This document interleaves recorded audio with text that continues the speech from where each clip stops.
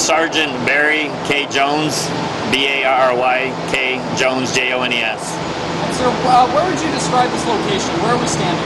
This is the eastbound 210, the eastbound 210, the tunnels that exist right here in Pasadena. And about midnight, I guess, you mentioned there was a traffic collision? The first collision was actually 11:35 for the first collision, the jackknife truck. And is that where we're standing, or is that another collision? No, that's this collision here. And what actually happened after that? Well, initially after the first truck jackknife, another car carrier came through the collision scene and then attempted to stop and hit a car that had stopped and was able to avoid the initial collision. And then the two trucks that are behind me ran into each other trying to stop. They avoided the first collision, but they had a collision of their own and overturned the trailer. How many trucks would you say are involved at this time? We have a total of 4 trucks, 3 separate collisions. When you say 3 separate collisions, do you mean that multiple vehicles are involved at different points, or all the vehicles were involved with each other? How would you describe that?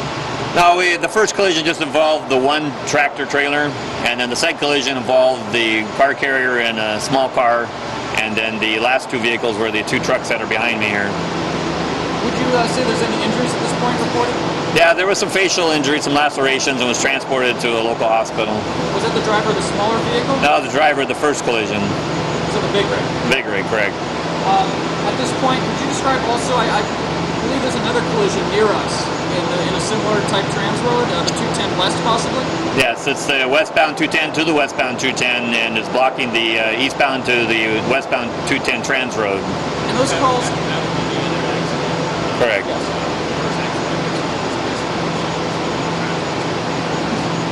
Yeah, that's a separate accident on a different section of freeway.